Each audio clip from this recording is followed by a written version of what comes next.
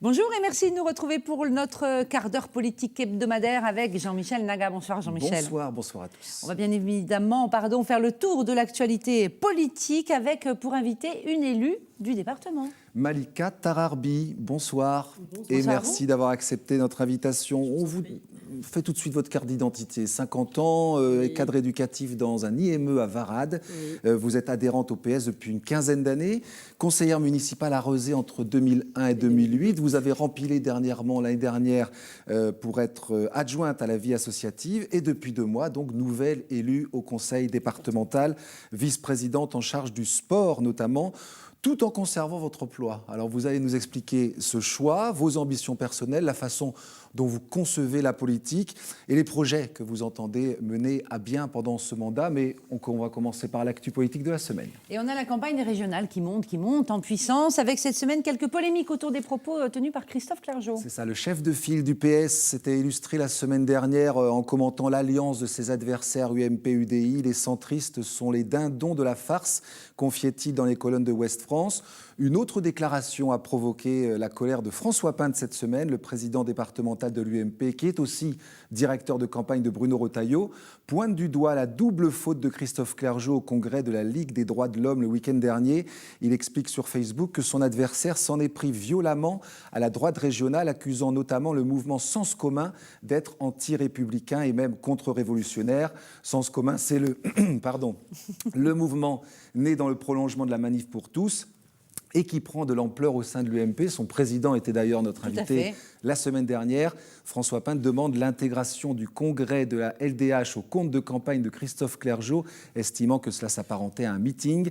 Le compte Pays de la Loire 2015 relaie la réplique ironique de Luc Belot, le directeur de campagne de Christophe Clergeau, qui salue l'UMP, qui fait la promotion des prises de parole de son candidat. Je tiens à remercier chaleureusement M. Pinte et tout le microcosme de la droite régionale depuis dimanche, dit-il, en relayant ainsi le discours de Christophe Clergeau. Ils lui ont offert une très grande audience alors que ce discours n'avait pas de vocation publique particulière. Vous suivez de près ces espèces de batailles par tweet interposées à Malika Tararbi, ça vous semble important ? Je ne suis pas de près au niveau des réseaux, parce que je ne suis pas très adepte des réseaux. Pour l'instant, je pense que je vais devoir m'y mettre parce que c'est quand même un moyen de communication de plus en plus utilisé. Mais effectivement, le sens commun et comme vous dites, les prises de bec. Oui. Voilà. Oui. Bien, écoutez, ça fait aussi partie de la politique pour moi. Et souvent, en pré-campagne, on demande aux politiques d'être discrets, de ne pas se positionner. Ben non, la politique, c'est aussi se positionner. C'est pas forcément la pré-campagne, c'est pas l'avant-campagne. On se positionne avant, par rapport aux événements politiques, pendant et après. Et ça passe, y compris par des attaques comme ça, je réponds, je relance, je reprovoque. Ça peut aussi passer par là pour faire comprendre à la majorité de la population qu'on a aussi nos idées, nos valeurs à défendre. On poursuit l'actu en bref avec un départ au MoDem. C'est ça, Xavier Brucker qui vient de quitter la présidence de la Fédération départementale centriste. Il occupait ce poste depuis 3 ans. Xavier Brucker explique sur Facebook qu'il tourne cette page pour en écrire d'autres et pour faire de la politique autrement. Et puis, une question soulevée par une élue nantaise. Catherine Bassani-Pillot, conseillère municipale nantaise d'Europe Écologie Les Verts, elle relaie un article de Ouest France au sujet d'un collectif d'habitants qui demande... Je m'excuse, j'ai vraiment un chat dans la gorge. On va vous qui demande des bancs publics sur les places nantaises. Il existe plusieurs demandes à Nantes, y compris sur le campus universitaire. C'est si compliqué d'installer des bancs, demande-t-elle, et indispensable pour les personnes âgées pour faire des pauses pendant leurs emplettes, répond l'élu écologiste Sophie Bringui. Frédéric demande si ce n'est pas une question de syndrome SDF. Oui, en ville, répond Catherine Bassani-Pillot, et ce n'est pas une solution, mais sur le campus, reste à voir si cette voix discordante dans la majorité sera entendue. On continue avec les Républicains qui font décidément débat. Hein. Oui, le nouveau nom de l'UMP, merci beaucoup pour le verre d'eau. Le nouveau nom de l'UMP est soumis au vote des adhérents depuis ce matin, 9h, annonce François Pinte sur les réseaux. L'élu de Bouguenais, Centre Impérial, dénonce l'action en justice pour la nullité du dépôt de la marque Les Républicains, recours qui n'a d'ailleurs pas abouti.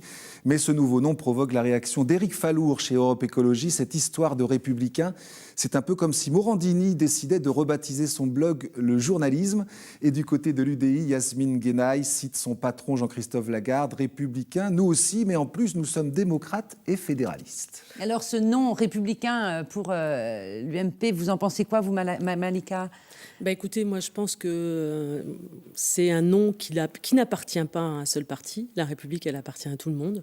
Et ça vous chauffe alors ? Oui, pour moi c'est clairement une stratégie de prise de pouvoir. Enfin, c'est une préparation en tous les cas pour moi politique, parce que ça voudrait dire que seul l'ex-UMP peut porter ce nom de républicain et que tous les autres ne le sont pas. Mais vous croyez que ça fonctionne dans l'esprit des électeurs ? Je pense, oui. Oui, les termes comme ça, les appellations fonctionnent. Oui, parce qu'on a bien vu, c'est passé de RPR à UMP. On balaye aussi quand on change. On peut aussi, surtout si c'est porté d'une manière très stratégique et politique, comme le fait le groupe UMP, qui est maintenant officiellement républicain, ça peut jouer dans l'esprit des habitants. On a des démocrates. On a des démocrates aux États-Unis, il y a les démocrates, ça ne veut pas dire que les autres ne le sont pas. Exactement. Mais là, oui, mais les États-Unis, c'est pas la France. C'est pas le même fonctionnement politique. Allez, Malika Dararbi, on va s'intéresser à vous plus particulièrement. Vous êtes donc nouvellement élue au conseil départemental de Loire-Atlantique depuis 2 mois. Mais votre parcours politique a débuté il y a déjà une bonne dizaine d'années, en 2001, comme conseillère municipale à Rezé, dans l'équipe de Gilles Retière, donc votre premier engagement politique en tant qu'élu. C'est une expérience que vous conseilleriez aux gens qui nous regardent ? Complètement, oui, je la conseillerais vraiment parce que ça apporte énormément dans le sens où, avant d'être dans un mandat électif, parce que j'étais aussi dans les associations, j'ai toujours eu de l'intérêt, même plus jeune, étudiante, pour la politique, mais avoir un mandat électif, ça permet d'avoir une vision plus large que celle de sa rue, que celle de son quartier. Là, c'était une vision communale. Et donc, le collectif, il prend vraiment son sens. Et on l'a vu, moi je l'ai vu pendant ce mandat-là, donc j'étais élue du quartier Pont-Rousseau, dans les conseils consultatifs de quartier qui se sont mis en place dans ces années-là. Combien c'est difficile pour un habitant de sortir du quant à soi, en fait. C'est toujours le problème de sa rue, le problème du voisin, le problème de son microcosme de quartier. Très difficile d'avoir... C'est pas du tout un jugement ni une critique. C'est, je dirais, presque normal, dans le sens où la vision, elle reste restrictive à partir du moment où on ne s'implique pas dans un mandat collectif. Et charge à nous, peut-être, les politiques de développer, je ne sais pas comment, j'ai quelques idées, une autre forme de communication pour que les personnes puissent s'intéresser au collectif. Tiens, quelles idées alors ? Scoop. Mais oui, plutôt que de dire... alors après, il y a plein de choses qui se font. Un exemple peut-être. Déjà, nous, ce qu'on fait là au niveau de la commune de Rezé, c'est ce qu'on appelle les dialogues citoyens. Il y a toute une réflexion sur le dialogue citoyen. C'est pas très nouveau, ça se fait pas mal depuis longtemps. Ça se fait pas mal depuis longtemps. On l'a fait, c'est vrai, dans les conseils consultatifs de quartier, mais c'est une autre forme là. Moi, je l'avais connu en 2001-2008. Ça progresse avec aussi la société qui progresse, les personnes qui aussi donnent leur avis, entre autres dans les réseaux sociaux, par exemple. Ça réagit très vite. Donc du coup, ces instances-là prennent une autre forme où on implique les gens dans la réflexion et c'est pas que consultatif. C'est-à-dire que c'est aussi décisionnel. Ils peuvent prendre part à la décision. Donc en fait, si je comprends bien, c'est un peu l'idée de vous battre pour l'intérêt général, mais avec le plus grand nombre, et les citoyens en premier lieu, qui vous ont décidé à vous engager, en fait. Voilà, et puis ça m'a décidé à m'engager, et puis c'était une opportunité à laquelle j'ai répondu oui. C'est-à-dire qu'on est venu vous demander. On est venu me demander, voilà. Et en fait, vous étiez identifié dans le monde associatif, peut-être ? Non, c'est pas ça, en fait. C'est plus simple que ça. C'était la question de la parité, tout simplement. Vous étiez une femme. Vous êtes une femme. Je suis une femme. C'est pour ça. Il fallait à ce moment-là la parité. Donc il fallait chercher des femmes. Et une personne qui était déjà dans la politique a pensé à moi. Comme quoi la parité, des fois elle fonctionne, elle a permis. Exactement. Mais c'est dur d'être une femme en politique ? Dur, j'irai pas jusque-là quand même. Il faut batailler quand même davantage, faut se faire entendre. C'est pas batailler davantage ou se faire entendre, on est différent de toute façon. On appréhende la vie au quotidien d'une manière différente. Et donc à partir de ce moment-là, on a une perception différente de la politique.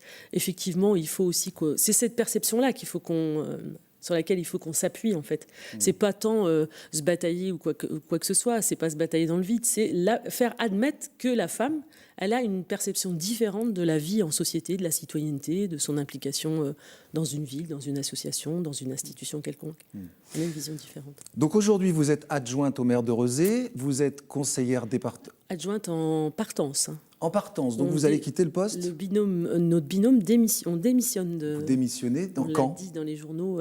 Quand Fin juin, là. Fin juin, Parce d'accord. avec les délais, qu'on envoie notre lettre et tout ça. Parce qu'effectivement, la charge qui vous est attribuée au conseil départemental en charge des sports et des activités activités de de pleine pleine nature, nature. ça remplirait bien bien un toute la agenda. journée. Oui, Mais vous travaillez quand même. Mais je travaille quand même parce que je veux avoir je veux garder absolument un pied dans la réalité. Alors, combien de temps vous consacrez au mandat lui-même? Alors, le mandat, ça va être à peu près 2 jours semaine, plus les soirées, plus les week-ends. Le mandat à la ville de Rezé. Hein. Non, Non, le on parle mandat du conseil au départemental. Donc voilà, il faut Le bien mandat à la préciser ville parce de- qu'on a parlé Oui. d'émission, mais je pense que c'est allé Non, vite. non, non. Oui, voilà. voilà, tout à fait, vous avez raison. Le mandat au département, en fait. Hein. Mm. Et donc, par contre... Mais ça suffit, ça, de jours Oui, moi je pense que, justement sur cette question-là, je pense que il va falloir qu'on rediscute aussi, enfin à mon sens, de la place de l'élu au conseil départemental dans son action sur le terrain. Il y a beaucoup de précipitations, on nous appelle beaucoup, il y a beaucoup de rendez-vous, de sollicitations, etc. On n'est pas juste dans la représentation. Pour moi, c'est important que ce soit un mandat de qualité. Donc, qu'on réfléchisse aux projets qui sont déjà en cours, ceux qu'on maintient, ceux qu'on ne maintient pas, en fonction aussi de la politique qui a été engagée par le président, donc Monsieur Philippe Grosvalet. Donc, avec les 4 axes importants, il y a l'emploi, la jeunesse, les personnes âgées, les déplacements. Et donc, il faut vraiment, parce qu'on est sollicité tout le temps. Donc, à charge à les nous gens vont avoir du mal à comprendre que vous avez une mission de qualité tout en ne travaillant finalement que 2 jours au département. Alors, quand vous dites travailler 2 jours au département, c'est pas travailler 2 jours au département. On travaille chez nous, on travaille par ailleurs. C'est pas quand je dis 2 jours au département, c'est 2 jours physiques au département. Physiquement présent Voilà, au département. Donc avec des réunions bilatérales tous les mercredis après-midi, avec des commissions organiques, la commission permanente, tout ça, des instances où on doit être présent. Voilà, pour assumer notre vice-présidence. Mais à côté de ça, le travail, il se fait en dehors de l'instance même du siège du conseil départemental. Donc c'est une charge importante que vous imaginiez? Non. À ce point-là, non. Mais voilà, je suis quelqu'un de dynamique, je suis quelqu'un qui n'a pas les 2 pieds dans le même sabot, donc ça me fait absolument pas peur. Donc vous avez tous les clubs sportifs à connaître, les différents événements, etc. Vous en êtes où par rapport à ça, 2 mois après l'élection? Alors, je suis très bien secondée, soutenue par les équipes, le service en fait sport du conseil départemental. Ils sont vraiment formidables. Très disponibles, ils sont à l'écoute. Donc on a des réunions bilatérales où on développe tout ça, donc, ce qui est le mouvement sportif, l'animation sportive, les comités, les clubs, les ligues, etc. Il y a beaucoup d'appellations. Hein. Après, comme toute découverte, les appellations, il y en a partout. Hein. Il y en a dans tous les métiers, il y en a dans le vôtre, il y en a dans le mien. Donc c'est des choses qui s'apprennent petit à petit. Mais en tous les cas, dans les réunions bilatérales, on développe beaucoup. J'ai des dossiers très, très complets. Et puis je vais déjà beaucoup sur le terrain. Donc là, ce week-end, c'est les escapades. Donc je suis allée la semaine dernière donc, en repérage donc pour faire un point presse sur tous les sites. Donc Plessé, Piriac, La Marne, Mésanger. Je retourne dimanche sur tous les sites, sur les 4. Donc je les ai vus vides de matériel, vides d'animation. Là, je les verrai vraiment... Voilà. Et c'est quoi vos objectifs? Là, on est au début du nouveau mandat en matière de sport et d'activités de pleine nature, on va dire.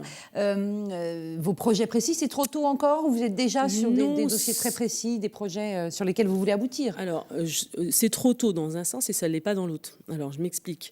C'est pas trop tôt dans le sens où je viens du monde de l'associatif, le monde associatif. J'étais adjointe, comme vous l'avez dit, à la vie associative éducation populaire. Rezé, c'est je ne sais combien d'associations, mais surtout 425 actives. Donc, c'est un monde associatif qui permet à l'élu aussi de réaliser son projet. Et donc, le sport, c'est comme la culture, comme la solidarité, comme l'insertion, c'est un prétexte. Donc, pour moi, c'est très important de faire de la transversalité dans ces affaires-là. C'est-à-dire que le sport, c'est aussi de la culture. Le sport, c'est aussi de la solidarité. C'est l'insertion, c'est le lien social. Et vous imaginez bien que ce qui me tient à cœur aussi, c'est l'intégration des populations vulnérables. Populations avec lesquelles je travaille. En IME, on n'a pas dit ce qu'était l'IME d'ailleurs. C'est un institut médico-éducatif. On accueille donc des jeunes de 6 à 20 ans qui ont donc une déficience légère moyenne, donc des altérations cognitives, physiques, voilà, enfin, surtout cognitives. Alors, dites-nous un projet qui vous tient à cœur. J'en ai un, mais alors... dites-nous un petit mot. On arrive à la fin de l'émission, donc on aimerait bien avoir un petit peu d'informations. J'aimerais bien qu'en fait, dans toutes les associations qui sont dans le département et donc évidemment dans toutes les communes, que chacun fasse de la transversalité. C'est-à-dire, moi je venais d'une association Solidarité Internationale, que dans cette association, dans chaque association, il y ait comme un espèce de petit pacte, un petit bagage, dans lequel on y mettrait quelque chose pour la jeunesse, quelque chose pour les personnes âgées, quelque chose en direction de toutes les personnes pour créer du lien, faire du lien social, de l'insertion. Et qu'on imagine dans chaque association un projet donc, en dehors de l'objectif principal. Plus de mixité. Voilà. Mais que dans chaque association, parce que c'est incroyable les forces vives qu'il y a dans chaque association. Le sport comme médiateur social, en fait. Le sport comme médiateur social, le sport pour le lien social. Mais vous le savez sport bien pour bien-être. Et pas les chacun toutes dans son petites coin. associations ne pourront jamais y arriver. sûr que C'est si. énorme ce que vous demandez, non? Non, elles peuvent y arriver si elles se mettent ensemble. Évidemment, seules dans leur coin, non. Mais elles ne le font pas, ça, seules dans leur coin. C'est quand on est sur le terrain qu'on se rend compte. Là, par exemple, les escapades. C'est pas que le départ. C'est évidemment une initiative du département pour les villes, les communes de moins de 10 000 habitants qui ont été donc choisies par mon prédécesseur Gilles Philippot, qui a fait un excellent travail, entre parenthèses, et je vais marcher sur ses pas aussi. Et ce sont des communes qui vont faire du lien avec toutes les associations, un grand nombre d'associations qui sont dans leur commune, qui font aussi du lien avec les élus, la commune. C'est un travail vraiment de partenariat, ensemble. Finalement, ce qu'on lit dans votre discours, c'est que votre parcours associatif vous a forgé pour la politique. Bien sûr. Mon parcours associatif est professionnel aussi, parce que je travaille pour une association depuis 18 ans. Donc c'est au cœur de votre préoccupation dans ce sens-là. Oui, c'est l'éducation populaire aussi. C'est plus facile à deux. On a 30 secondes, mais je parle. C'est plus facile à deux. On se rappelle les binômes aux élections. C'est plus facile. Je ne sais pas si c'est le terme. Ça va se faire à deux. Voilà, facile, pas facile, j'en sais rien parce qu'on n'a pas encore. Il faut apprendre en tous les cas, à avancer, à travailler à deux. Ah carrément, il faut apprendre à travailler à deux. Ça, je vous l'accorde. Donc il va falloir qu'on se mette un cadre, qu'on en discute. C'est prévu. Eh ben bravo, merci à vous, Malika Tararbi, d'être venue. Et puis vous nous direz si finalement vous avez réussi à travailler à deux je vous dirai. Sur le long terme. Merci à vous, à bientôt Jean-Michel. Merci.